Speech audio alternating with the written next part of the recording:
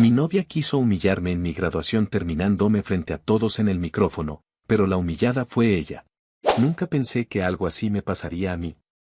Siempre veía este tipo de historias en internet y asumía que había exageraciones o que faltaban detalles importantes.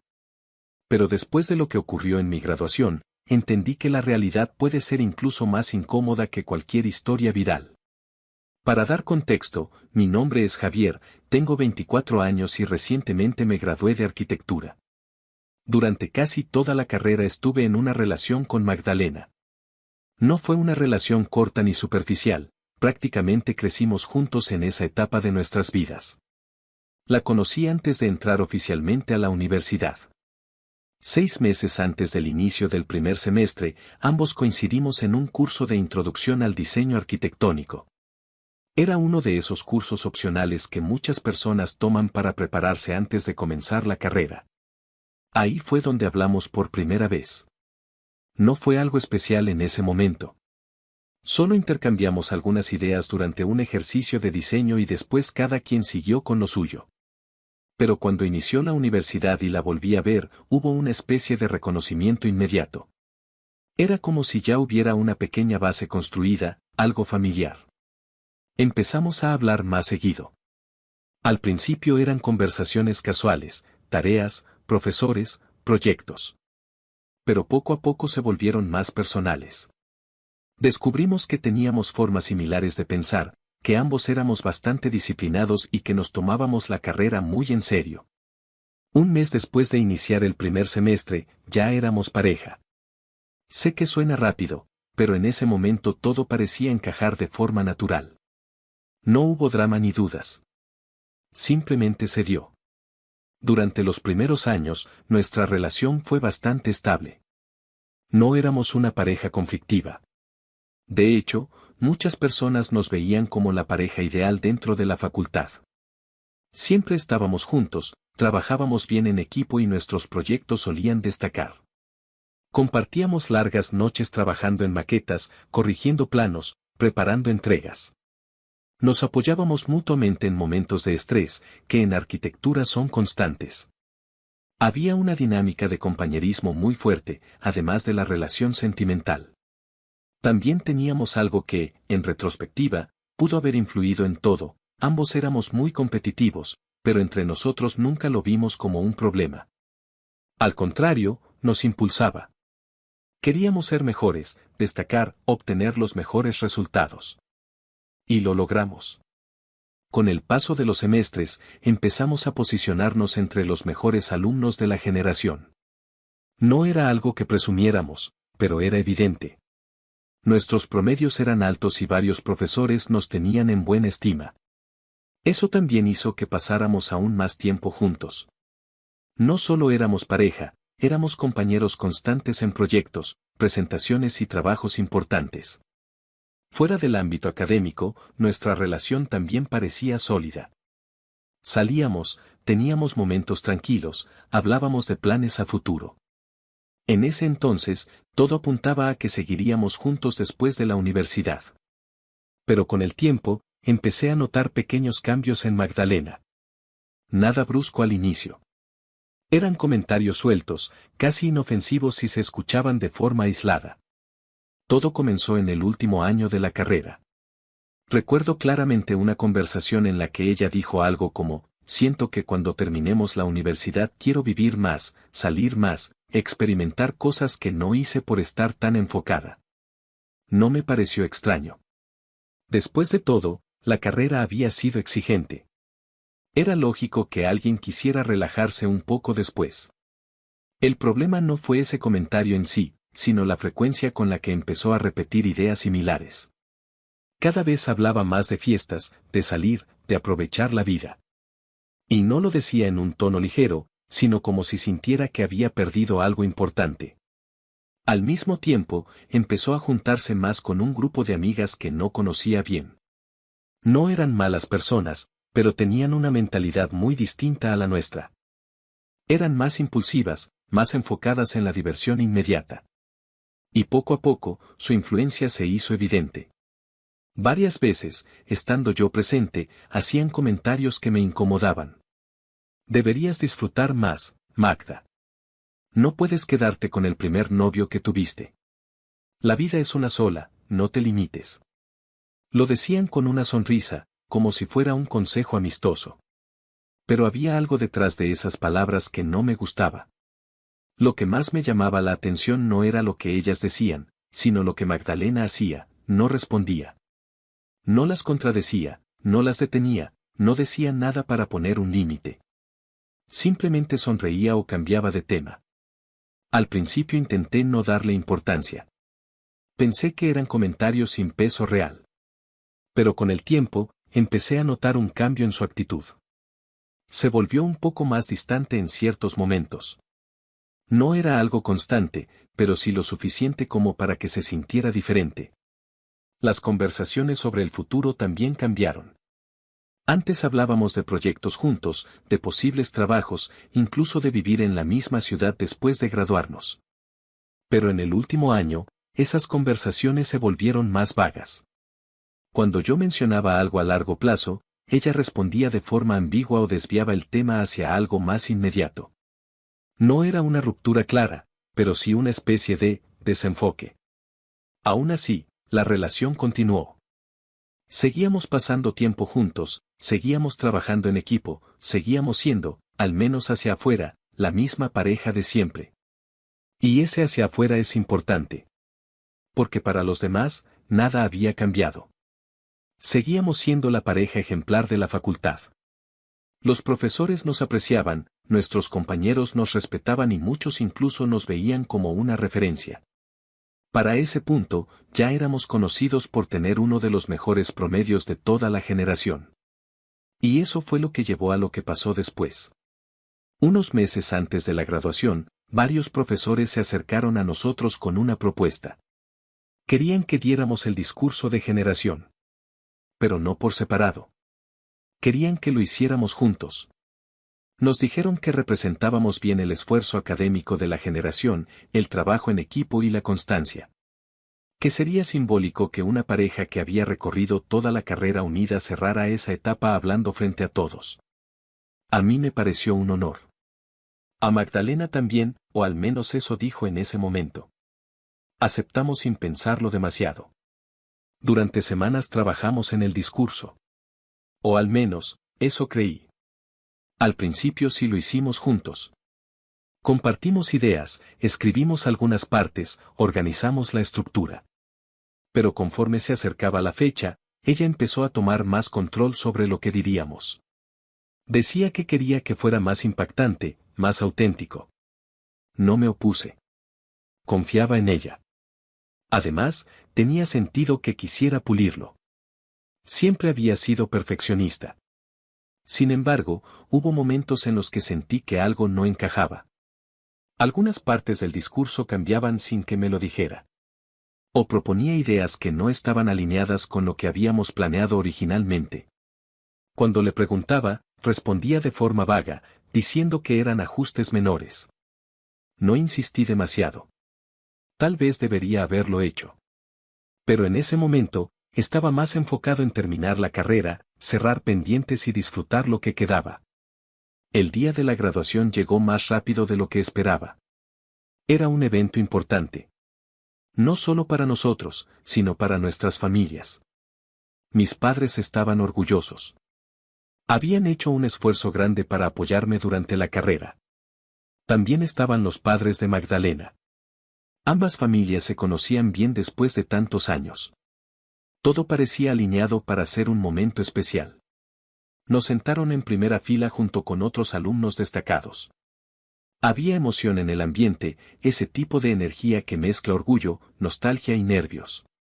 Cuando comenzó la ceremonia, todo siguió el protocolo habitual, discursos de autoridades, entrega de reconocimientos, menciones especiales. Y luego llegó el momento del discurso de generación. Nuestro momento. Recuerdo que antes de subir al escenario, miré a Magdalena. Parecía tranquila. Incluso sonrió. Yo estaba nervioso, pero también emocionado. No tenía idea de lo que estaba a punto de pasar. Subimos juntos al escenario mientras todos aplaudían. Nos colocamos frente al micrófono. Y en ese instante, algo en su expresión cambió. Fue sutil, pero suficiente para que sintiera que algo no estaba bien. El discurso comenzó de manera normal. Tal como lo habíamos ensayado, alternábamos partes. Yo decía un fragmento, luego ella continuaba. Hablamos del esfuerzo, de las noches sin dormir, de los proyectos que parecían imposibles al inicio y que, con el tiempo, se volvieron realidad. También mencionamos a nuestros profesores, a nuestras familias y a los compañeros que habían hecho más llevadero el proceso. Todo fluía como debía. Incluso hubo momentos en los que la gente reaccionó con pequeñas risas o asentimientos. Era el tipo de discurso que cumplía su función, cerrar una etapa y reconocer lo vivido. Yo me sentía tranquilo. A pesar de los nervios iniciales, todo estaba saliendo bien. Magdalena hablaba con seguridad, como siempre.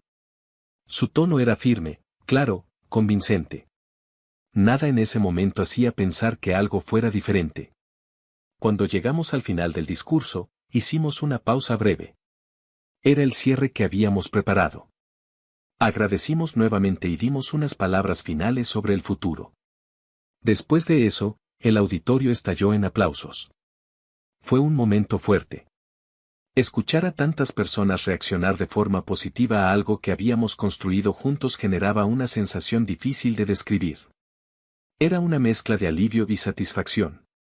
Yo giré ligeramente la cabeza hacia Magdalena. Esperaba que ese fuera el final. Pero no lo fue. Ella dio un pequeño paso hacia adelante y volvió a acercarse al micrófono. Antes de irnos, quiero decir unas palabras. Su tono cambió. No era el mismo tono institucional del discurso. Era más personal, más directo. Al principio no le di importancia. Pensé que era algún comentario improvisado, algo breve para cerrar con un toque más humano. Amigos, continuó, acabamos de terminar la etapa más aburrida de la vida. Algunas personas rieron ligeramente, como si fuera una broma. Estudiar y estudiar cansa. Hubo más reacciones similares. Fui el mejor promedio, dijo, sin dudar, y la verdad es que me arrepiento un poco. Ahí la reacción cambió. No fue rechazo, pero sí una especie de sorpresa. De no salir más con mis amigas, de no conocer a más gente y de ser tan dura conmigo misma. Yo la miré, intentando entender hacia dónde iba eso. No era parte del discurso. No era algo que hubiéramos hablado. Así que, a partir de hoy, soy libre, continuó. Haré lo que quiera. Se acabó la niña buena. El auditorio reaccionó de forma más intensa esta vez. Hubo gritos, aplausos, algunas risas. Era el tipo de mensaje que, en otro contexto, podría interpretarse como liberador. Pero yo empezaba a sentir una incomodidad difícil de ignorar. Algo no encajaba. Y entonces llegó el momento que cambió todo. Hagan lo mismo, dijo. A la mierda ser la niña buena. Los gritos aumentaron por un segundo. Y luego, sin pausa, añadió. Así que hoy, frente a toda nuestra generación, quiero decirte, Javier, que terminamos.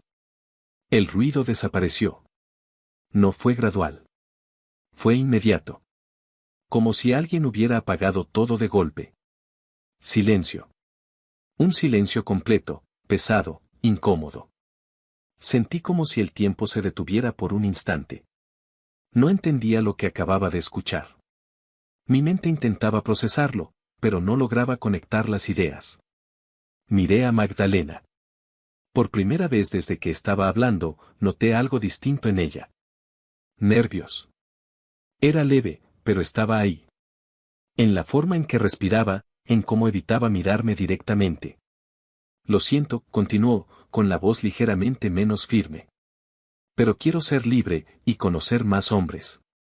Cada palabra caía con un peso difícil de describir. Eres mi primer y único novio, añadió, así que aún me faltan muchos buenos hombres que conocer. El silencio se hizo aún más profundo. Nadie reaccionaba. Nadie sabía cómo hacerlo. Yo sentía que todo alrededor se había vuelto irreal. Las caras de las personas eran borrosas, los sonidos distantes. Había una presión en el pecho, una mezcla de incredulidad y dolor que no sabía cómo manejar. No era solo lo que estaba diciendo. Era el lugar. El momento. La forma. Había elegido ese instante, frente a todos, para decir algo así. Sentí un impulso inmediato de bajar del escenario. De salir de ahí. Pero algo me detuvo. Tal vez fue el shock. Tal vez fue orgullo. Tal vez fue simplemente que no quería que ese fuera el último recuerdo que todos tuvieran de mí en ese momento. Entonces ocurrió algo que no había planeado. Algo completamente impulsivo. Extendí la mano y tomé el micrófono. Magdalena me miró, claramente sorprendida. Respiré hondo. Mi voz no salió perfecta, pero salió. O sea que tu gran discurso de libertad, ¿es solo para decirme que quieres acostarte con otros? El auditorio reaccionó de inmediato. Ese sonido colectivo, ese que surge cuando alguien dice algo que nadie esperaba, llenó el espacio. Magdalena negó con la cabeza rápidamente. No es eso, dijo, visiblemente incómoda. Pero ya era tarde para detenerlo. ¿En serio estás tan necesitada de atención? Continué, que tuviste que terminarme frente a todos. No levanté la voz. No fue un grito. Pero cada palabra salió con una claridad que hizo que se sintiera más fuerte. O espera, añadí. Ya sé. Hice una pausa breve. Esto es más como un anuncio. Algunas personas comenzaron a reaccionar, anticipando lo que venía. Algo como, mírenme, estoy disponible para todos ustedes, chicos, punto. Las primeras risas aparecieron. No eran masivas, pero estaban ahí. Magdalena abrió la boca, como si fuera a responder, pero no dijo nada. Das vergüenza, dije finalmente. No fue una frase elegante. No fue calculada. Pero fue honesta en ese momento. Respiré de nuevo, sintiendo como la adrenalina empezaba a tomar el control. Pero bueno, continué, cambiando ligeramente el tono, si quieres, podemos ayudarte. El auditorio ya estaba completamente atento. La incomodidad inicial estaba empezando a transformarse en otra cosa. Vamos a buscarte candidatos. Hubo algunas risas más claras ahora. Miré hacia el público. A ver, chicos, dije, levantando ligeramente la mano, ¿quién quiere una cita con mi exnovia? Las reacciones estallaron. Risas, murmullos, comentarios cruzados. El ambiente cambió por completo. Empezamos la oferta con $1. Eso fue suficiente para romper completamente la tensión.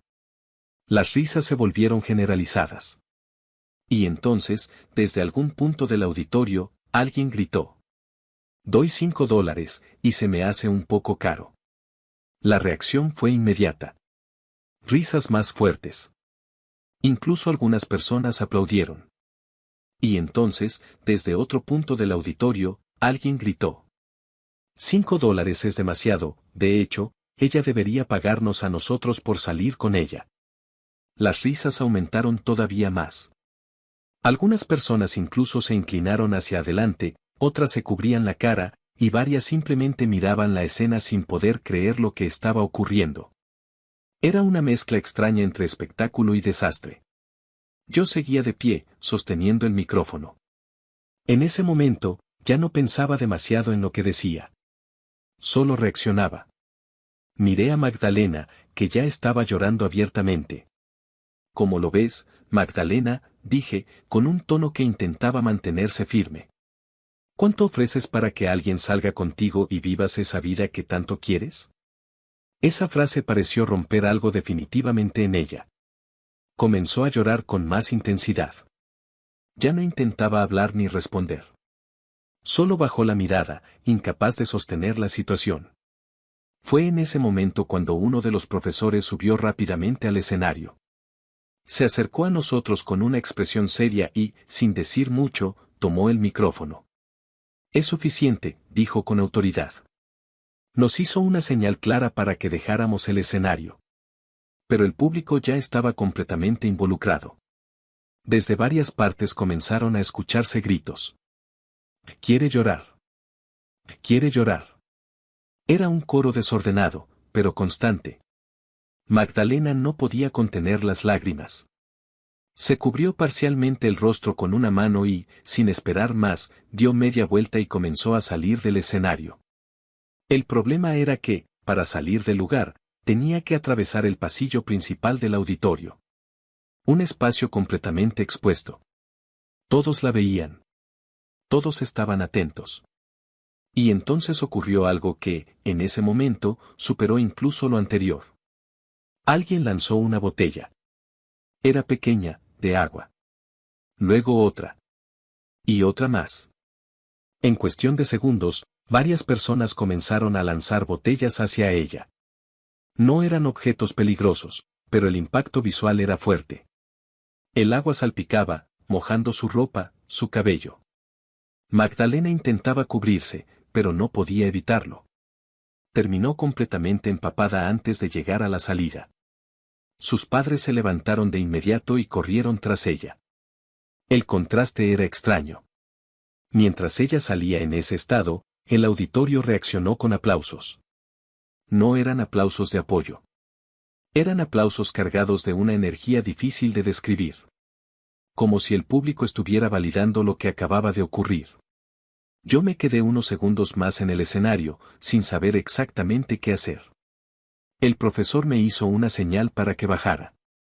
Y lo hice. Al poner un pie fuera del escenario, la realidad empezó a asentarse. El ruido, las voces, las miradas, todo se volvió más claro. Mis amigos se acercaron casi de inmediato. Esto fue increíble, dijo uno de ellos, con una mezcla de emoción y asombro. Espero que alguien haya grabado todo, añadió otro. En serio, intervino un tercero, hiciste lo correcto. Esa chica solo quería atención. Escuchaba sus palabras, pero no las procesaba del todo. Asentía, respondía con frases cortas, pero mi mente estaba en otro lugar. La ceremonia continuó, pero para mí ya no tenía sentido. Todo lo importante había pasado. En los días siguientes, la situación no fue tan sencilla como podría parecer. Al principio, muchas personas me buscaban para hablar del tema. Algunos me felicitaban. Otros simplemente querían detalles. El video del incidente comenzó a circular. No sé quién lo grabó, pero era inevitable que alguien lo hiciera. Las opiniones estaban divididas. Había quienes consideraban que había sido una respuesta justa. Otros pensaban que ambos habíamos cruzado una línea. Pero más allá de eso, yo me sentía vacío. No era exactamente tristeza. Tampoco satisfacción completa. Era una sensación extraña, como si algo importante hubiera terminado de la peor forma posible. Porque, más allá de todo, Magdalena no era solo mi exnovia. Había sido parte de mi vida durante años. Habíamos construido muchas cosas juntos. Y todo eso había terminado en unos minutos frente a un auditorio lleno. Con el paso de los días, empecé a procesarlo de otra manera. Sí, me había dolido. Sí, había sido una humillación pública. Pero también entendí algo.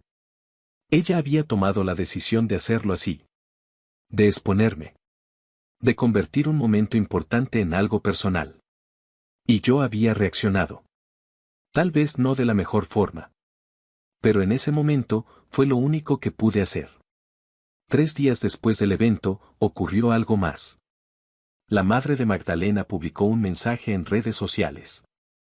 El mensaje decía: mi hija tuvo que irse de la ciudad por las burlas que recibió. Sé que ella hizo mal, pero nada justifica la humillación que sufrió. Tomaremos acciones legales contra su verdugo principal. Y espero que esto sea un punto de partida para más chicas que han sufrido lo mismo. El machismo ha superado los límites. La publicación generó muchas reacciones. Pero no en la dirección que probablemente esperaba. Muchos comentarios eran críticos. Ya cállese, señora. Siempre sacándolo del machismo. Esto no es machismo, ella empezó todo. Había una clara división de opiniones, pero la mayoría coincidía en algo: lo que había pasado no podía reducirse a un solo concepto. No era una situación simple. No era blanco o negro. Pasaron algunos días más. Yo intentaba retomar mi vida. Enfocarme en lo que seguía después de la universidad. Pero entonces recibí una notificación. Era un tema legal. Al principio pensé que no llegaría a nada. Pero aún así, el documento existía.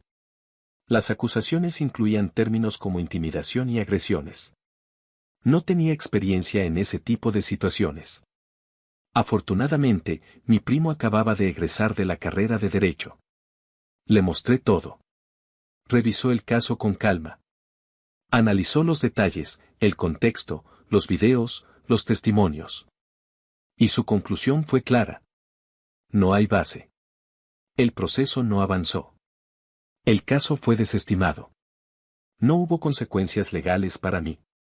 Con el tiempo, todo se fue calmando. La atención disminuyó. La gente dejó de hablar del tema. Cada quien siguió con su vida. Supe que Magdalena se había ido de la ciudad. No volví a saber de ella directamente. Y, siendo honesto, tampoco lo busqué. Hoy, viendo todo con distancia, no siento orgullo por lo que pasó. Pero tampoco arrepentimiento total. Fue una situación límite. Una reacción en un momento extremo. Y aunque el desenlace fue duro para ambos, también dejó algo claro. Las decisiones impulsivas, especialmente en público, pueden tener consecuencias que van mucho más allá de lo que uno imagina. Esa fue la última vez que hablé con Magdalena. Y probablemente, la última vez que nuestras historias coincidieron.